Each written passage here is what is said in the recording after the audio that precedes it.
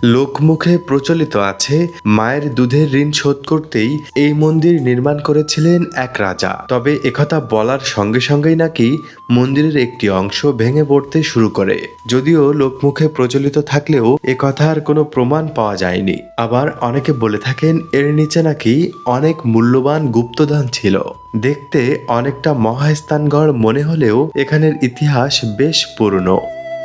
খুলনা যশোর সীমান্তের কেশবপুর উপজেলার ভদ্রা নদীর পশ্চিম তীরে ভরতভয়না গ্রাম। সেখানে মাথা উঁচু করে দাঁড়িয়ে আছে আনুমানিক ১৫০০ বছরেরও বেশি আগের এক পুরাকীর্তি।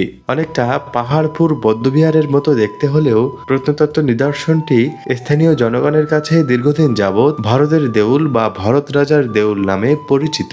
প্রত্নতত্ত্ব বিশেষজ্ঞরা এখানকার ব্যবহৃত ইট ও প্রাপ্ত বিভিন্ন পোড়ামাটির মূর্তি গবেষণা করে ধারণা করছেন এটি আদি ঐতিহাসিক যুগে নির্মিত একটি স্থাপনা। দেশে আদি ঐতিহাসিক যুগের স্থাপনা খুবই কম আছে। জানা মতে ভরতভয়না মন্দির দক্ষিণবঙ্গের একমাত্র আদি ঐতিহাসিক যুগের স্থাপনা। খুলনা নগরের দৌলতপুর থেকে ডুমুরিয়া শাহপুর বাজার হয়ে সামনে মিক্সিমিল সড়ক ধরে এগিয়ে ভদ্রা নদীর সেতু পার হয়ে কিছু দূর গেলেই ভরতভয়না গ্রাম। অসংখ্য গাছগাছালি, বাঁশবাগান আর পাখির কলরবে মেঠো রাস্তা ধরে হাঁটতে থাকলেই দেউলের চূড়া নজরে পড়ে। দেউল প্রাঙ্গণে আছে বিশাল এক বটগাছ। কেশবপুর সদর থেকে এর দূরত্ব 18 কিলোমিটার দক্ষিণ পশ্চিমে।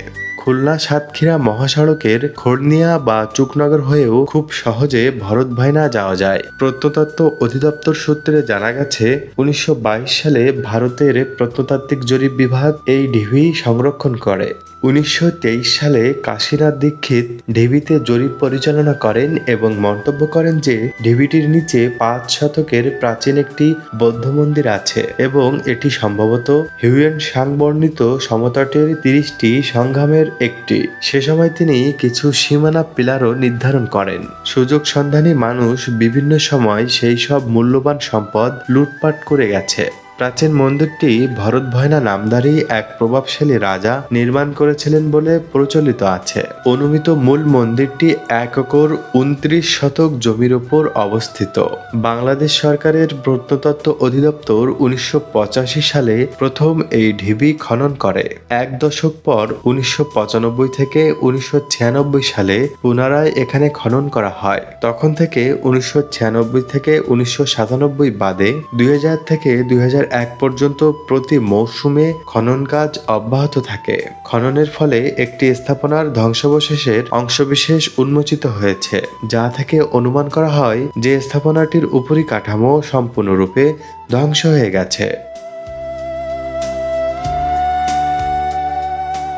বর্তমানের দৃশ্যমান অংশ সম্ভবত বিনষ্ট হওয়া অট্টালিকার ভিত্তি বা উঁচু মঞ্চ। প্রত্নতত্ত্ব অধিদপ্তরের করা স্কেচ থেকে দেখা যায় মোট 82টি বদ্ধ প্রকোষ্ঠ ধাপে ধাপে ওপরের দিকে উঠে গেছে।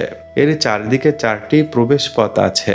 এগুলোর মধ্যেও এখন পর্যন্ত 7টি প্রকোষ্ঠ দেখা গেছে। গঠনশৈলী বিবেচনায় পূর্ব দিকটাই এর মূল প্রবেশ পথ ছিল বলে ধারণা করা হয়। এর নির্মাণে যে ইট ব্যবহার করা হয়েছে তার পরিমাণ 36 সেন্টিমিটার, 26 সেন্টিমিটার ও 6 সেন্টিমিটার। এত বড় ইট এই অঞ্চলের কোনো প্রকৃতিতে ব্যবহৃত হতে দেখা যায়নি। স্থাপত্যিক ধ্বংসাবশেষ ছাড়াও গুপ্ত যুগের একটি পোড়ামাটির মাথা, পোড়ামাটির মানুষের হাত ও পায়ের কয়েকটি ভগ্ন টুকরা এবং কয়েকটি মাটির প্রদীপ, অলঙ্কৃত ইটের টুকরা, পদচিহ্ন সংবলিত 2টি ইটের টুকরা এবং একটি মাটির ক্ষুদ্র পাত্র সংগৃহীত হয়েছে এই জায়গা থেকে, যা খুলনা বিভাগীয় জাদুঘরে সংরক্ষিত আছে। তাই সময় থাকলে ঘুরে আসতে পারেন এই ঐতিহাসিক স্থাপনাটি থেকে।